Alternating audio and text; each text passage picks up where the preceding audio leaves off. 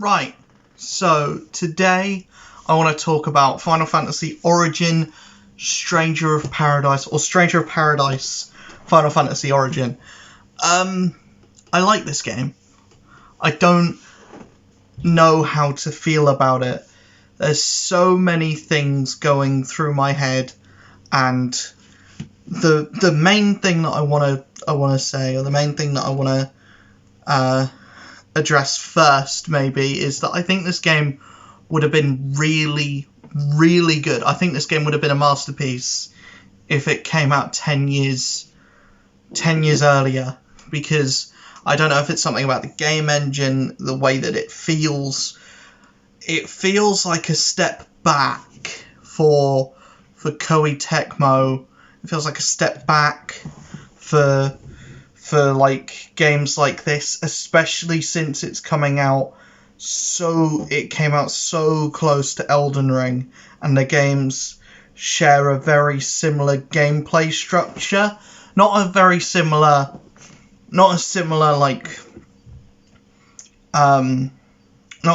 world, but they're both, one is like FromSoft's big conglomeration of, everything that they've put out before, and it's this big celebration of what it is to be a From Software game, and what it is to be a Dark Souls Bloodborne game, and it's kind of the tip of kind of the top of its class where it comes to that, but people are already saying that it's going to be Game of the Year or Game of the Decade or best game ever made. And then you've got this weird kind of very niche Final Fantasy, very Neo-inspired kind of experience, which is, yes, very good, but it's something that I feel like a lot of people are going to gloss over, just because it's very similar to that other thing people are very intrigued about and very interested about, and people are loving at the moment anyway, and people are like, why would I play this when I could play Elden Ring? And I feel like it's just very, very stupid in Square Enix's opinion, in Square Enix's decision to release the game in the month of March, I'm now doing a review in April, but I feel like, I wasn't going to buy Elden Ring anyway, because, from Soft Games, as much as I love Bloodborne, I still haven't beaten it, because, it's that kind of thing where I don't feel the urge or the need. I don't love that gameplay style. I can appreciate that there is an audience for it, but I am not that audience. I decided to get this because I am the exact audience for anything Final Fantasy related, and this is, right up my alley. Gameplay style, it takes a little bit to get used to, but it's very much more Neo than it is Dark Souls or Bloodborne. It's very fast-paced, it's very, cinematic, it looks really it's very flashy, and the combos look great, and, the magic is flashy in and of itself, but the actual game and the actual graphics in the game, they look out of date. They look like something that belongs on a PlayStation 3, not a PlayStation 5. It looks like an early PS3 game, and by that I mean it looks about as good as, Demon Souls. It looks like a game that came out on the PlayStation 3, and that is, I don't think graphics make a game. I feel like they can, be a bonus to a game, but the way a game looks doesn't really matter. The way a game plays is kind of the main thing, and then the story to a game, if it makes me feel something by the end of it, then yeah, I'm on board. I'm very much on board.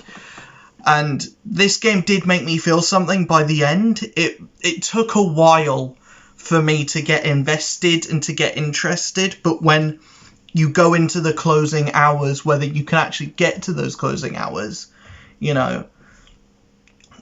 if you can stay interested in the game for that long, because I will say that the opening half of this game and the way that it is, and the way that levels are structured, the way that everything, the way that the game actually works, it's a very confusing, like, hodgepodge. You go through levels where everything looks the same. The penultimate level, the level before the end of the game, is one of the worst things I think I've ever played. Everything just looks the same. It's not like actively told to you what you need to do. Once you figure it out, it's fine, but figuring out what you need to do is, it's like solving a riddle. And like solving a nonsensical riddle. It just doesn't work well, and there's a lot of levels in this game which are like that, and I just don't like the way that certain levels in this game are structured. That being said, I really like the gameplay. I really like combat in this game. I like the way that it feels. Because I spent most of the game as a berserker and as a white mage, and eventually became a sage, so I could use both white and black magic. And doing that, I had a lot of fun. It did mean that the final boss for me, before I figured out that, just casting regen did this, healed the same amount of health as waiting to cast regen ga.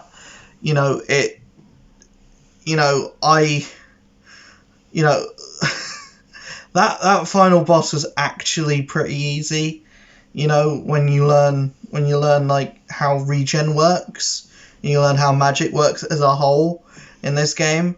And it's not that difficult, but I'm dumb, so I didn't realise that regen and regen ga actually just heal the same amount of damage, just heal the same amount of health. So yeah, I'm stupid like that. But I like how the game feels. I like how the game plays, and when you're in a boss fight, boss fights in this game boss fights in these kind of games are always the best thing. Usually the thing that keep your like take up the most amount of space in your mind, right? And a boss fight should be, the best moments in any game.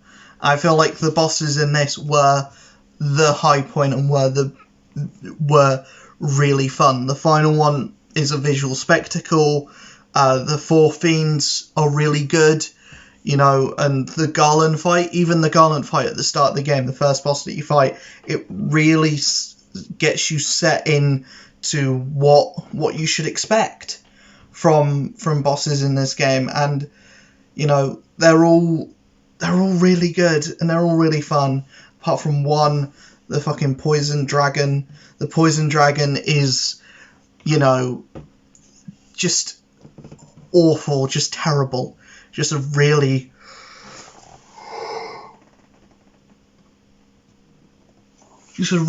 egregiously bad fight. And that's the only thing that I actually had a problem with was that and kind of the way the game looks. Story-wise, yes, it does take a while to get into anything properly, but once you go into those final few hours, at least for me, I did get emotional at the end. I'm not afraid to say that I did come close to tears, because there's something about, I'm going to go into mild spoiler territory with this game. You basically learn that these characters, Jed, Ash, and Jack, have been sent to do this mission to defeat Chaos several times in the past, and you learn that the people that are sending them back into Cornelia, the Luthenians, are, not great beings. They're not really people. They're just kind of like clouds in the sky. They're not great. They're kind of like, they are basically evil, and they keep manufacturing these ways to basically keep Cornelia underfoot, basically. And every time something goes wrong, they reset the timeline. And basically, think of them like, if you've seen the Loki show on Disney Plus and you remember how the TVA works on that, whenever something goes wrong, whenever something like deviates from the timeline that they want or that they feel like is right, then they will erase that timeline. And that's basically what happens here, and they send Jack, Ash, and Jed into basically make sure everything goes smoothly. And whenever they figure out that something goes wrong, their memories are wiped, and and the timeline is wiped. So and as the game progresses, you think this is a fairly simple plot. We're just going around, we're fighting the four fiends. This is basically Final Fantasy 1, but told in a modern way and told in a modern setting. And it's only as the game progresses that you get to figure out, oh shit, Astos figured something out, the Luthenians are important, and Jack this isn't Jack trying to fight Chaos. This is everyone in the game trying to get Jack to become Chaos, and Jack eventually reveals his name, which is spoiled in the trailer, but I don't really care about that.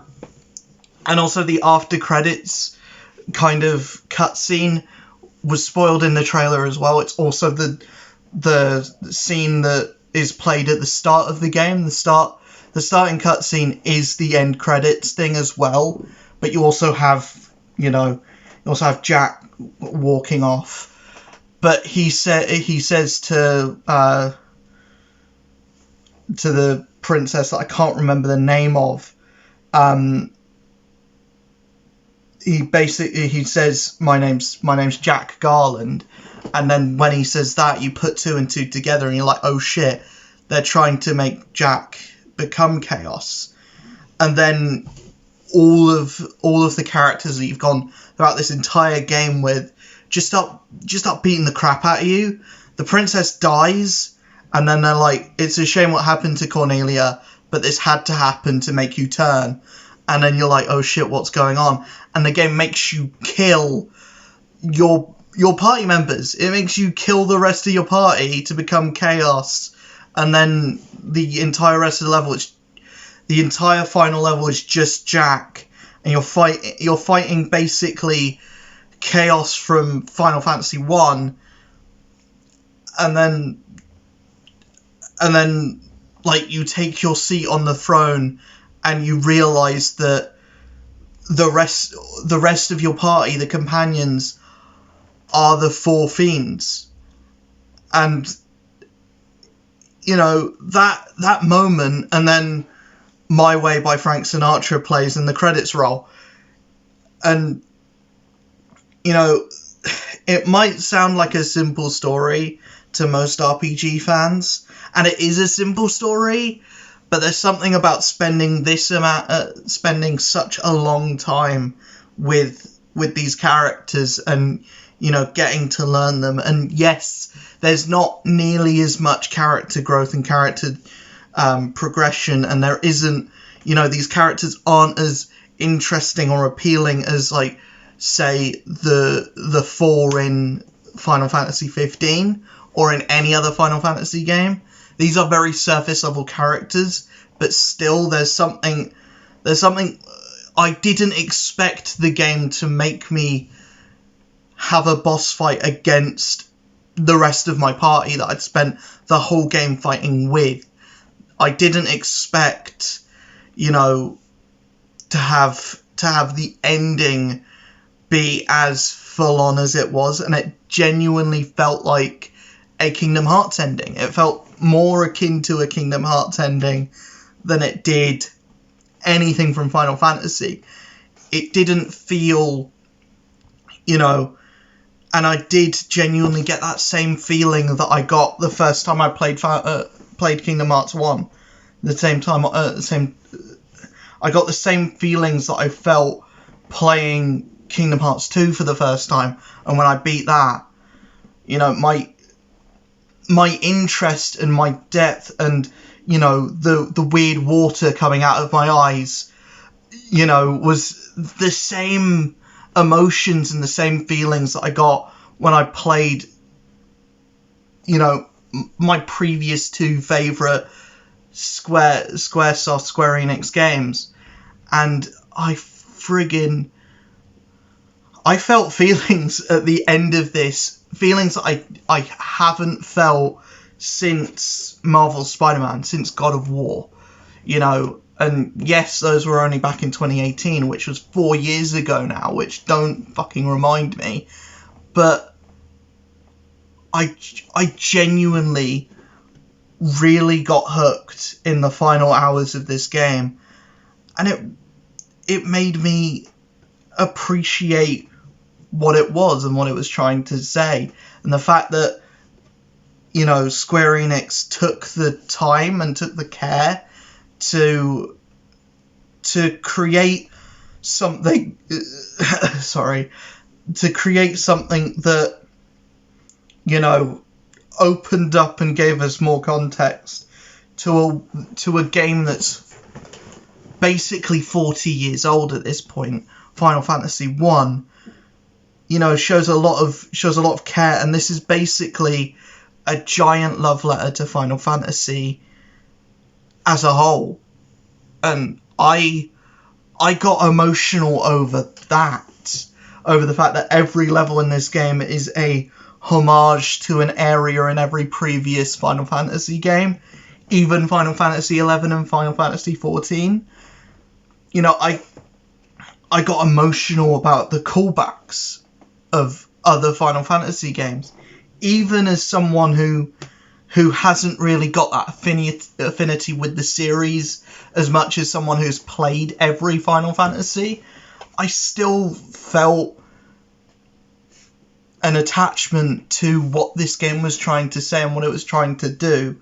So yes, the graphics are kind of bleh, but I don't think that takes away from what this game is trying to say or what this game is trying to do. So I feel like as much as this game looks out of date, as much as this game is clunky and it is a bit of a mess when you actually come to play it, I can't take away the fact that it got me. I can't take away the fact that it really made me feel, and for a game, for a modern game, especially when, a month ago I made a video that was like, Square Enix has kind of lost its touch and kind of, it's gone a way that I didn't really want it to go. And yes, there will be DLC in this possibly, and yes, I don't think this game is as good as a Kingdom Hearts 1 or a Final Fantasy X or Final Fantasy 7 or, Final Fantasy 7 Remake. I think this is a step in the right direction, and I feel like this is definitely a lot better than what I even wanted to see from this game. And I was seeing this as this is certainly a lot better than Marvel's Avengers.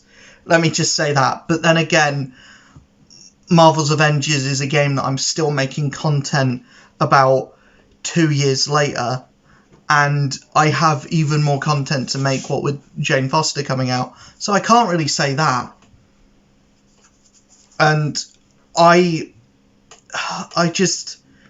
love Square Enix, I love this company, I love Final Fantasy, I love Kingdom Hearts, I love a lot of the things that they've done.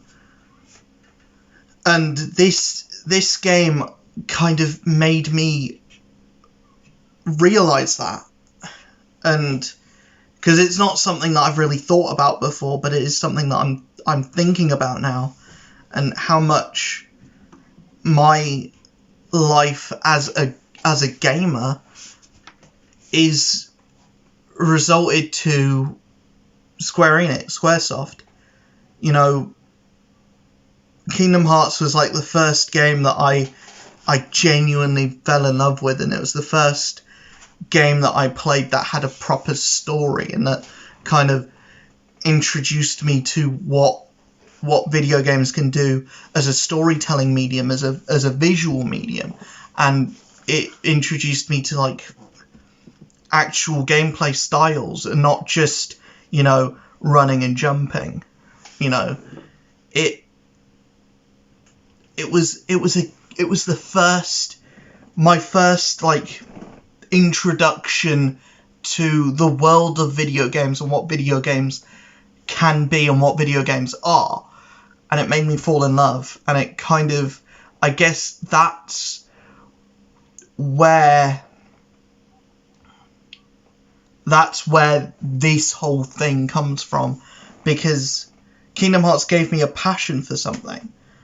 And yes, I know this is a Final Fantasy game, and it's a celebration of Final Fantasy, not of Kingdom Hearts. But I kind of didn't realise how impactful even like Final Fantasy was on my life. It was my introduction to turn-based RPGs. It was my introduction to games that were plus 10 hours long. Even though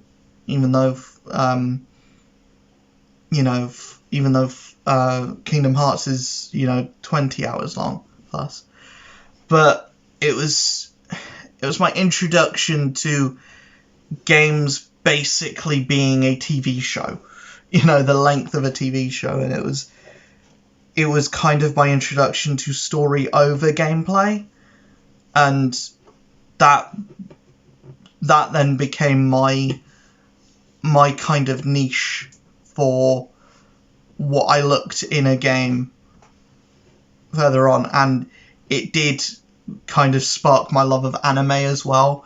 And I guess it goes in tandem with my love of comic books, and it goes in tandem with my love of visual storytelling and visual media and all that. But yeah, Final Fantasy Origin, Stranger of Paradise, or Stranger of Paradise Final Fantasy Origin is a great game.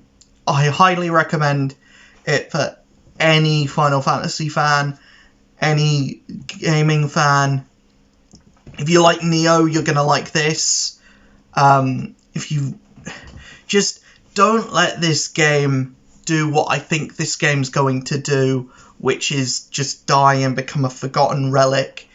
And it's probably going to be one of the ones that becomes a hidden gem or a diamond in the rough years to come, when people have forgotten about Elden Ring, which isn't going to happen for a while, let's be honest.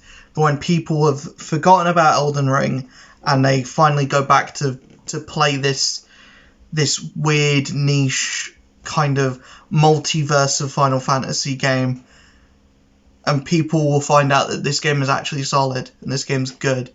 But if you like Nioh, if you like anything Final Fantasy related, then you will like this, and you will get it, and you will get the little Easter eggs, the nods, everything. And I fell in love playing this game. I didn't just fall in love with a game, I fell in love with Square Enix. I realised that I was already in love with Square Enix. I want to marry Square Enix, and, going forward, this just cemented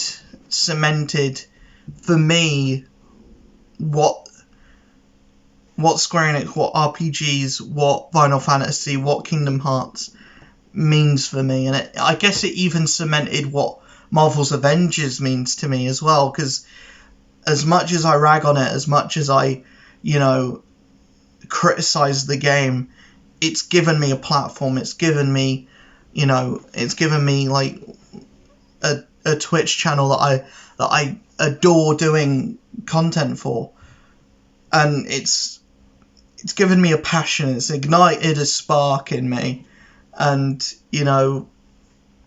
I just love video games, man. And this weird niche kind of out there, celebration of a 40-year-old series that is like a context giver for a game that is that is nearly 40 years old. It's a weird game to kind of realize that you love this thing that you've been doing all your life, but it is the one that's kind of made me realize that I love gaming, and that I love this medium, and I'm glad to have found it, and I'm glad that I did watch that I did watch those Hellfire commentaries, Kingdom Hearts playthroughs back in the day. And I don't know where I would be without it. I don't know where I would be without gaming. I know this video has kind of gone off the rails from being a stereotypical review, but I don't really know how to talk about a game like this without talking about what it made me feel and what it brought up.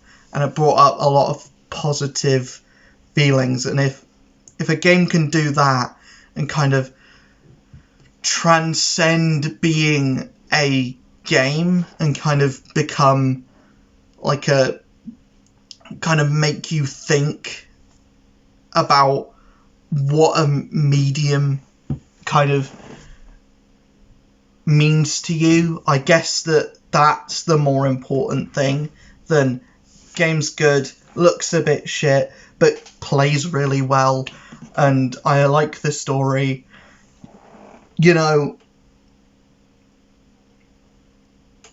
I highly recommend this game to anyone. It might not be the spiritual awakening that like I had with it, but it's a fun time. It's a fun time. So I'll see you guys in the next video, where I'll talk about Jane Foster coming to Marvel's Avengers, the game. To clarify, I've already done the video about Thor, about the movie. I said that Marvel's Avengers has given me a platform. I've got to actually go back and talk about the game. So now that there's news, so I'll talk about that. But I'll see you guys in the next video. Hope you enjoyed this one. Peace.